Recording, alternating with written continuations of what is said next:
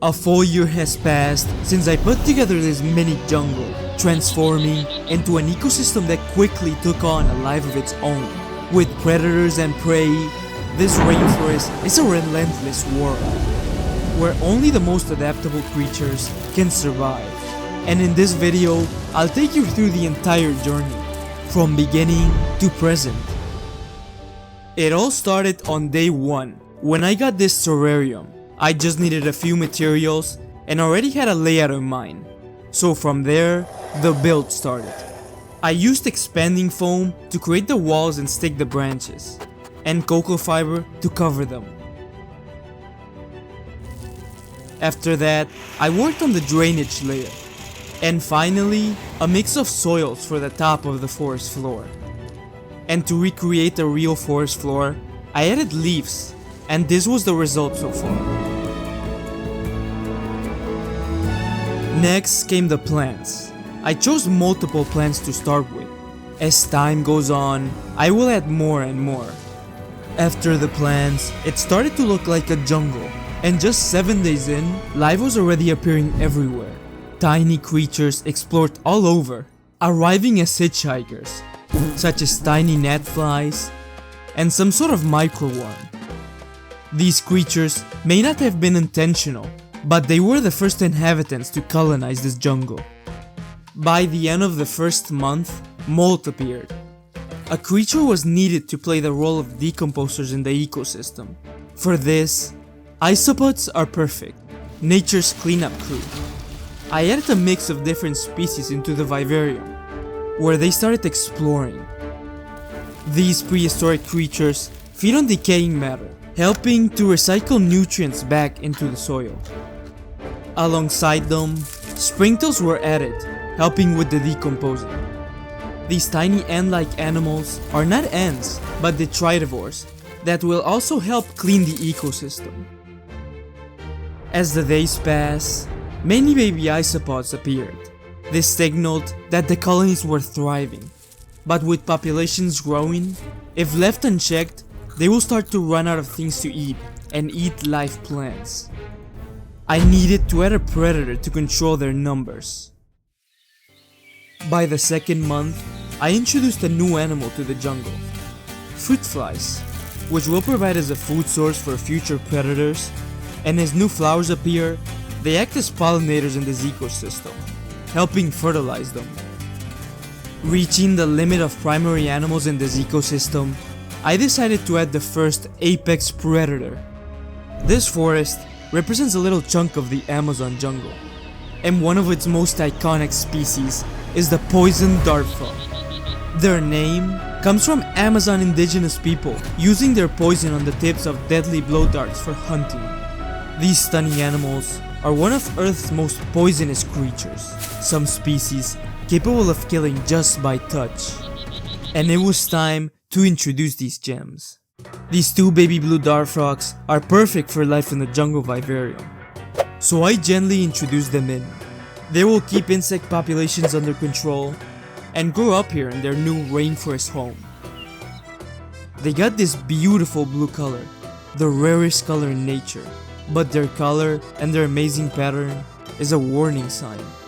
This is called aposematic coloration, an animal that uses crazy colors and patterns to say, "If you eat me, you will die." Beautiful, but deadly.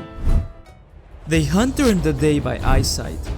Any insect that stays still will survive, but panic and move, and that will be the end for them.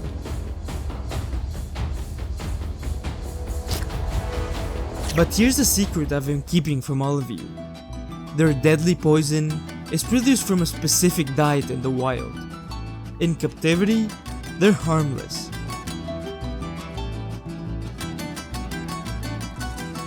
As the 4th month of this vivarium passed, insect populations decreased, and it was time to introduce a new animal, dwarf crickets. These tiny crickets, like in the wild, if they want to survive, they'll need to stay hidden and avoid predators, while they search for food and explore. But there was a problem. While the frogs control the forest floor of the vivarium, any surviving insect can easily find refuge at the top. allowing many to escape. To keep the ecosystem in balance, I needed a new predator, one that could control the canopy of the jungle, one perfectly suited for life in the treetops. This is a mourning gecko, a quick and agile tropical reptile living on trees and higher areas. They're the perfect addition to the jungle vivarium. I got two and added them in, where they quickly climb to the top, looking for any hiding spots. But as soon as they spot prey, their hunting instincts kick in and come out of hiding to start hunting. Catching prey for geckos is all about speed and precision. They lock onto their target and strike lightning fast. These two geckos are female, like most mourning geckos, and they have a secret super ability we will find about later.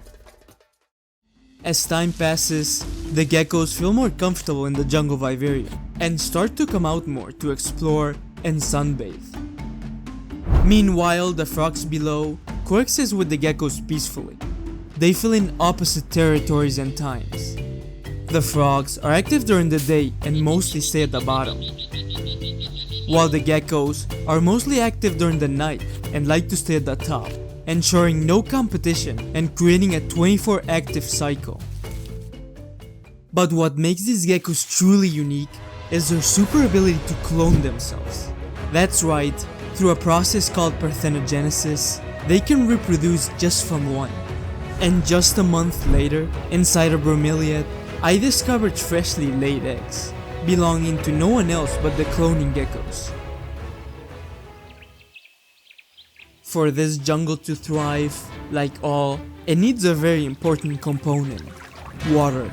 And being a rainforest ecosystem, every day a thunderstorm takes place.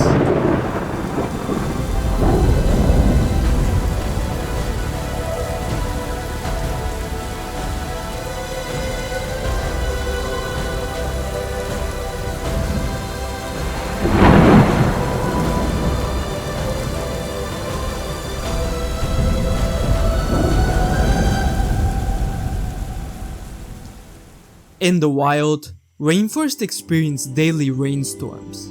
To replicate this, a storm simulation system mimics a real thunderstorm, keeping the humidity high and providing water for the plants, as well as wind with a small fan, which ventilates and clears the glass from condensation. Thanks to this, plants get crazy. Some grow very fast, while others develop beautiful colors. Some, for whatever reason, don't survive and are replaced by new ones. This is a constant, always changing ecosystem. All of the plants here aren't just for looks. They clean up the air and help keep the humidity high. This ecosystem stays around 90% humidity, and with all this humidity, mushrooms thrive here. They love these conditions, growing and dying all within 24 hours. Later, on a leaf, I spot something moving. A new snail species, the size of a grain of rice. He must have hitchhiked with one of the plants, and is now enjoying his new rainforest home. 2 months later, while keeping an eye on the gecko's eggs, finally, they hatched. And these tiny gecko babies started emerging, no bigger than your finger. At this stage, they are fragile, but these mini geckos waste no time. If they want to survive, they'll have to begin exploring, climbing, and even hunting anything they can catch. But they're not the apex predator here like you might think. With mourning geckos, cannibalism towards smaller geckos is a real thing. And after a couple days of living here, some of the baby gecko's tails got eaten. To ensure this colony grows up safely, I made another terrarium for the babies to live in while they grow. As the sun sets later in the day, the vivarium undergoes a dramatic transformation. The frogs go to sleep, and so do I. But the jungle is very much awake. Even at night, this ecosystem remains active. The Mourning Geckos come out from their hiding spots taking over the night shift to explore and hunt, communicating with each other with chirps. At night, their pupils open up. Their eyes are 350 times more sensitive to light than ours, one of the best nocturnal visions of all animals. Other creatures, like isopods and crickets, also come out more frequently during the night, feeling more protective during the cover of darkness. One night, in the canopy, I put a piece of fruit, replicating it had fallen, and soon, geckos started coming to eat. You might think these dinosaur-looking predators are only carnivorous, but you'd be wrong. These geckos also love fruit. As the night ends, the morning of day 365 arrives.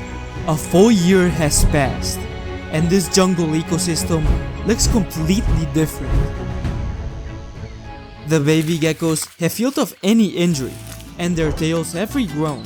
Now that they have grown into bigger juveniles, they have returned back to the vivarium. At this point, the ecosystem is pretty self-sustainable. Each creature plays its part in this cycle. The rainforest may be thousands of miles away from me, but with this jungle vivarium, I have a little piece of it in my own room.